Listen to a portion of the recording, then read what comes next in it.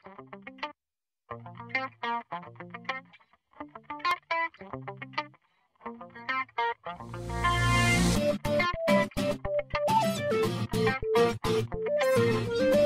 aí galera, mais um tutorial com o Gabriel Tutoriais. Vamos lá. Você vai lá na bibliotecas, beleza? Se você não tiver o Camtasia Studio, esse programinha aqui que eu tô fazendo a videoaula, se você não tiver, o link tá na descrição do vídeo aí pra vocês baixarem só o cursor, tá? Que eu vou ensinar aqui a mudar o cursor. Vou deixar lá pra vocês baixarem. Não é o Camtasia que eu vou deixar pra vocês baixarem, só o cursor. Vou na bibliotecas, tá aqui, vai em disco local C, vai em arquivos de programas,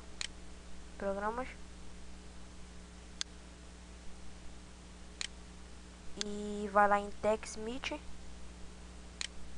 aqui, depois Camtasia Studio 7, em Media, Recorder, Imagens, e vai estar aqui, pessoal. Se vocês aparecerem aí em formato de um programa que você tem aí, beleza, é assim mesmo. Deixa aí, dá com o clique do mouse direito e copiar aqui, minimiza. Aí você vai aqui na área de trabalho com o botão direito, clique no botão com o botão direito, novo, vai em novo, depois pasta, tá? Aí você bota aqui um nome, eu vou botar aqui cursor, botar cursor mesmo, tá? Aí você copiou lá, não foi? Dá 2 cliques para abrir e com o botão direito aqui você clica e aperte colar. Aí já apareceu em formato diferente. Esse aqui já apareceu aqui que eu vou usar. Beleza. Você pode fechar aqui. Com o botão direito você clica em personalizar. Tá. E depois vai em alterar ponteiros do mouse. Aqui. Aí você usa, vai estar aqui, ó. Esquema do sistema, né?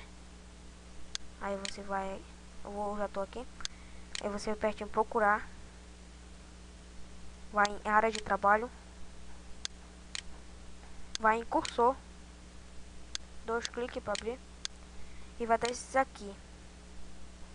Beleza, escolhe aí qual você quiser. Eu prefiro esse aqui, ficar é mais legal aí. Abrir, ponto. Você vai aqui e aperte salvar como. Vai estar aí, né? Vai estar assim, mais ou menos. Aí você bote 2 aí, 3, o nome aqui, você pode mudar o nome aqui, bote Camtasia, sei lá. Eu vou botar aqui Windows 2. Assim mesmo, normal.